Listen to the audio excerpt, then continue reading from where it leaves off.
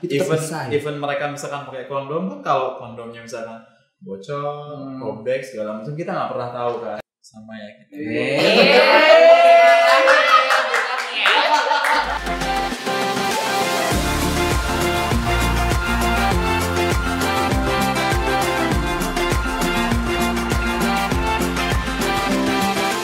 Halo babyku, selamat pagi, siang, sore, malam, bebas kapanpun kalian nontonnya. Selamat datang di Baby Talk.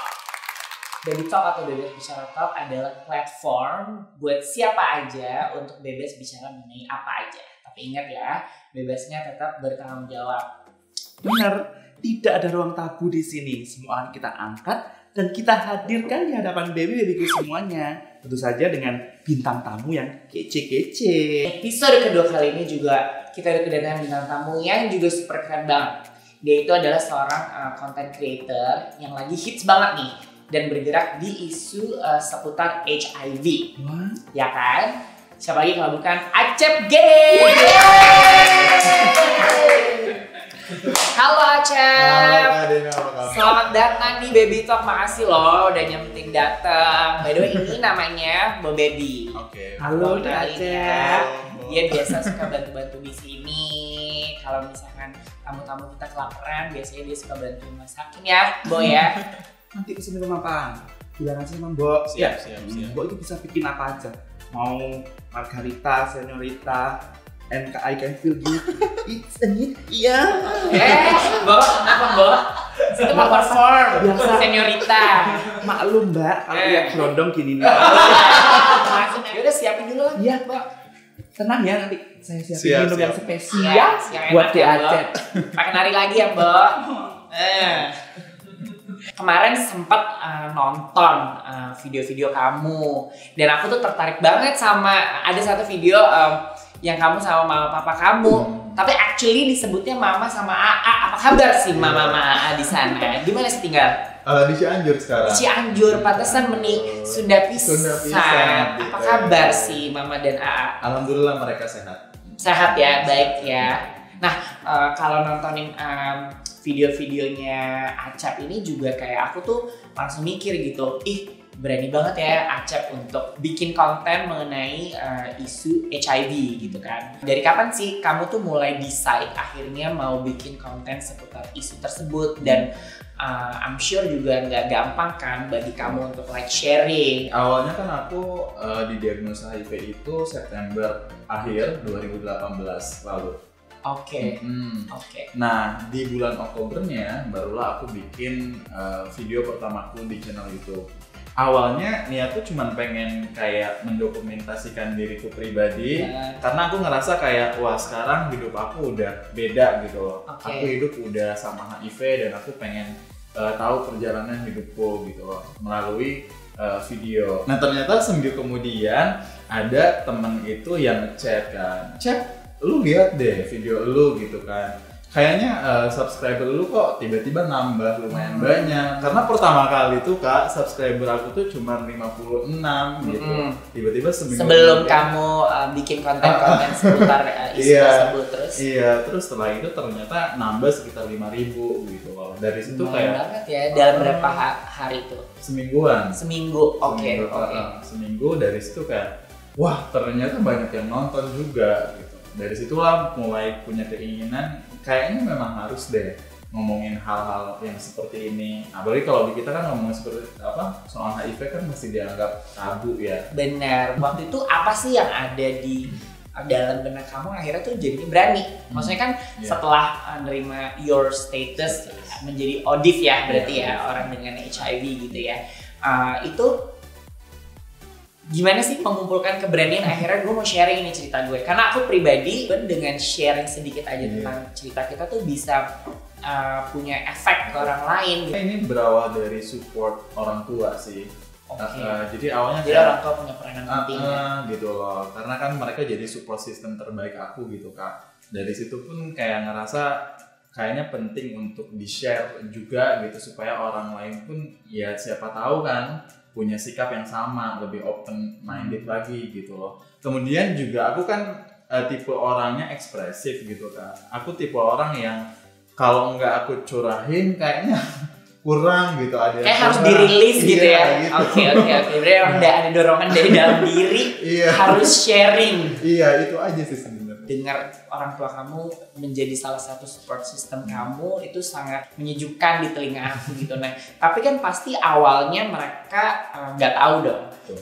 Bagaimana caranya akhirnya kamu memberitahu mereka dan dengan well informed sehingga mereka bisa jadi support system kamu. Orang tua beranggapan kalau orang yang hidup dengan HIV pasti umurnya nggak lama lagi gitu. Nah, kalau aku pribadi setiap aku mau tes HIV pasti selalu aku bilang dulu ke orang tua. Jadi kayak pelan-pelan gitu loh Kak, ngasih tahu mereka. Nah, setelah aku memang betul-betul didiagnosa positif HIV, dari situ aku jelasin ke mereka. Maksudnya awalnya memang mereka sedih gitu kan, nangis gitu kan, karena mereka menyangka aku bentar lagi akan tiada gitu loh. Ya, dengan dari stigma-stigma yang ada mereka betul, jadi takut kan. Betul, cuman dari situ aku mulai jelasin kalau HIV itu sekarang bisa di treatment, dan selama aku ikutin treatment yang ada, ya aku akan baik-baik aja. Oke. Ada aja nggak sih yang komen negatif? Awal-awal nerima komentar-komentar, terutama di YouTube itu kan banyak juga ya komentar-komentar negatif, dan sempet kayak bikin aku down gitu. Ya, well that's human. Kalau nggak down, kamu mungkin robot. Iya kan, gitu kan. Nah, tapi setelah itu kayak aku awalnya ketika orang ngasih komen negatif selalu aku respon balik. Tapi ternyata hasilnya mereka makin malah menjadi-jadi gitu Kak. Jadi kayak dikasih umpan gitu ya, Mas. Gitu loh. Jadi kayak bahasa yang dilontarkannya pun kayak makin aneh-aneh, makin jahat lah gitu kan. Lebih baik aku lebih fokus ke orang-orang yang betul-betul support aku. Fokus ke orang-orang yang beneran seriusan mau nanya gitu loh, mau kayak pengen tahu lebih. Lanjut lagi ya nggak sih, informasi apa aja sih sebenarnya supaya bisa kita diskusikan lagi atau bisa kita bicarakan lagi mengenai isu seputar HIV ini gitu loh, yang sebenarnya teman-teman tuh perlu tahu. Kalau aku sih mikirnya sebenarnya kalau kita ngomongin isu HIV, justru kita pun pasti ngomongin masalah sex education sih Kak. Nah, aku mikirnya selain HIV, sex education juga kayaknya harus diperhatikan dengan baik gitu kan. Kemudian juga mungkin dibikin kurikulumnya oleh pemerintah yang tentunya disesuaikan dengan jenjang umur seseorang gitu. Karena ketika orang paham sex education, berarti mereka pun kemungkinan besar akan memiliki pemahaman yang lebih bagaimana menghindari terinfeksinya HIV. Setelah itu kan, setelah sex education segala macam bahasan HIV, mereka pun akan tahu kan kayak kalau aku terinfeksi HIV berarti aku harus ngapain, treatmentnya seperti apa, kayak gitu-gitu sih. Kita harus punya pengetahuan basic at least mengenai kesehatan seksual diri kita, plus as simple as sebenarnya transmisi HIV itu tuh seperti juga apa sih gitu. Kalau kamu ada nggak informasi basic buat mungkin teman-teman yang masih belum tahu? Iya, sebenarnya kan masih banyak orang yang salah paham ya Kak. Maksudnya kayak penularan HIV itu kayak gampang banget gitu kan, salaman katanya bisa nularin, pelukan bisa nularin, belum tentu benar. Padahal kan tidak seperti itu gitu. Maksudnya penularan HIV itu sebenarnya bisa dilihat dari beberapa prinsip. Ada kalau di singkatannya itu kayak ESE, yang pertama itu adalah exit. Jadi orang tuh ya, let's say orang terinfeksi HIV karena hubungan seksual yang kurang aman gitu kan. Yang beresiko gitu. Nah, itu kan harus ada dari dua orang ini harus ada yang terinfeksi dulu kan. Kalau dua-duanya negatif kan nggak akan. Nggak kan. Gitu, berarti exit di sini kan virusnya dari si A misalkan ke si B. Kemudian yang S-nya itu ada survive. Jadi tidak selamanya yang virus yang tertransfer dari si A ke B itu akan tiba-tiba berpengaruh ke si B gitu loh. Tapi perlu juga virus yang kuat gitu. Apakah memang virus itu bisa menyerang kekebalan tubuh kita atau memang justru kekebalan tubuh kita masih lebih kuat daripada virus itu gitu. Kemudian ada juga berikutnya. S berikutnya tuh apa ya Kak, saya lupa. apa namanya tuh lebih kepada jumlah virusnya.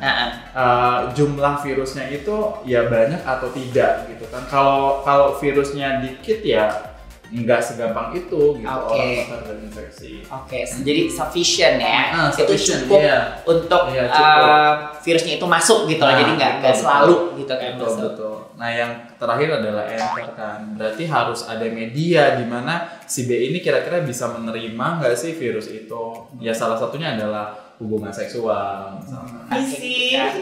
Ngapunten lo diajak ya, maaf. Tadi Mbok lihat di kulkas yang ada tinggal air putih. Selalu ya Mbok ya. Maaf lo Mbak Dena, lupa belanja. Ya udah nggak apa-apa. Nanti minta sama Terima kasih. cocok Mbok yang lain itu dong suruh belanjain. Diminum airnya spesial dulu. Mbak Den. Iya. Nah terus itu kan berarti transmisinya Iya, kan. transmisinya. Nah cuman kalau aku tuh mungkin banyak juga teman-teman yang masih punya pemahaman yang sedikit belum jelas gitu loh, karena banyak yang masih menganggap HIV sama AIDS itu hal yang sama. Padahal sebenarnya enggak kan gitu. HIV sama AIDS itu beda. Oh beda gitu. toh Mbak? Beda Mbak, tuh kan si Mbak aja bingung nih. Iya, agak bingung kadang-kadang suara orang sama gitu. Ngomongnya sama gitu, padahal sebenarnya beda. Boleh kamu mungkin bisa jelasin perbedaannya? Kita nyebut orang-orang yang hidup dengan HIV itu ODA ya. Orang dengan HIV AIDS, seakan-akan HIV itu sama dengan AIDS. Tapi kan sekarang udah mulai dirubah jadi ODIF gitu. Karena memang betul gitu, HIV itu kan virusnya kan. Virusnya, kalau AIDS itu kondisi dimana ketika seseorang sudah diserang sama virus, otomatis kekebalan tubuhnya kan mulai tidak stabil, mulai menurun. Nah dari kondisi tersebut nanti kan banyak banget kan penyakit-penyakit yang nyerang seseorang tersebut gitu loh. Nah itu dinamakan orang sudah masuk ke tahap AIDS atau kondisi AIDS. Berarti si HIV itu adalah virusnya. Jadi kalau misalkan seseorang terjangkit atau terinfeksi virus HIV dan menjadi HIV positif, belum tentu punya penyakit AIDS gitu kan. Pun senang kalau punya tamu yang pinter, informatif. Pinter kan. Berarti kalau gitu saat kita masuk ke segmen kedua yaitu Baby Game. Karena kita mau tanya lebih lanjut soal HIV tapi dengan pernyataan-pernyataan. Jadi kali ini nanti aku akan ngasih beberapa pernyataan yang selama ini tuh kayak suka jadi mitos gitu loh di masyarakat umum soal HIV ini gitu. Acap dan Bo Baby juga ikutan ya. Bendera yang satu orange, satu putih. Mungkin yang orange itu nanti represent mitos, kalau putih fakta. Jadi nanti kalau misalkan pernyataan itu adalah mitos, nanti dikibarin yang orange. Tapi kalau fakta dikibarin putih, gitu ya. Oke. Siap Acap, siap Mbak Baby? Siap ya? Oke. Pertama, HIV disebabkan karena berhubungan seks dengan jenis kelamin yang sama. Mitos. Kenapa Mbak? Pertanyaannya kan jenis kelamin yang sama, ya bener toh. Masa kan kita nggak pernah dengar ada orang kawin sama badak, sama kulit, kan sama manusia Mbak. Jenis kelamin sama Mbak, bukan spesies yang sama. Oh istilah. Salah ya, kebanyakan main sama badak nih si Mbak. Salah ya Acep ya. Jadi kan sebenarnya kalau HIV itu orang bisa terinfeksi HIV tidak melulu atau tidak ada sangkut pautnya sama jenis kelamin sih. Maksudnya mau orang itu berhubungan seksual secara sesama jenis atau tidak sesama jenis, sama-sama punya resiko terinfeksi HIV gitu. Pernyataan yang kedua, saya bisa tertular HIV jika tinggal bersama atau satu alat makan dengan ODIF. Mitos. Sama ya kita. Dapat lo, dapat apa nih? Dapat gelas. Akhirnya aku ada bener. Bisa dijelasin nggak? Jadi kenapa itu mitos? Ya karena tadi kan di awal kita udah ngobrolin masalah apa namanya tuh proses penularannya itu ya, seperti apa si itu. Jadi gitu. nggak cuma gara-gara kita satu gelas atau segala macam. Kayak sharing apa sih? sharing inilah bisa kayak air liur atau segala macam. Jadi sebenarnya itu juga mitos gitu kalau Iya, dari mitos. air liur itu juga Karena mitos. tidak semua cairan dalam tubuh itu bisa orang terinfeksi HIV. Oke, gitu. oke. Kayak air liur kan nggak bisa. Oke. Gitu. Oke. Keringat nggak bisa. Berarti lebih bahayaan panu ya Mbak ya. Nah, lebih gatal soalnya. Kayak Bisa bom. nular. Tadi kulit loh dia yang ingat loh. Oke, pernyataan yang ketiga, HIV sekarang ada obatnya. Fuck that. Coba Kan buktinya di Aceh udah di sini kan berarti ada obatnya toh Mbak. gitu. Heeh. Apa obatnya? Apa tadi?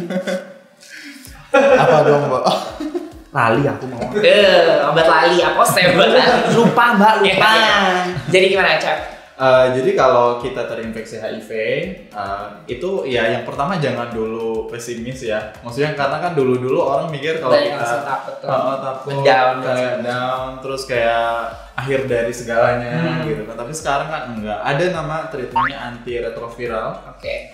Kayak ARV itu ya. ARV itu, dan itu ya satu obat yang bisa mereduce perkembangan si virus itu supaya tidak masuk ke tahap AIDS, dan itu harus dikonsumsi setiap hari. Setiap hari ya. Dia bisa membantu mencegah itu Iya. berkembang Berkembang. ke tahap selanjutnya gitu kan. Jika mengkonsumsi antiretroviral secara konsisten dalam jangka waktu yang tertentu, ODIF dapat tidak menularkan HIV kepada pasangannya meskipun tidak menggunakan kondom.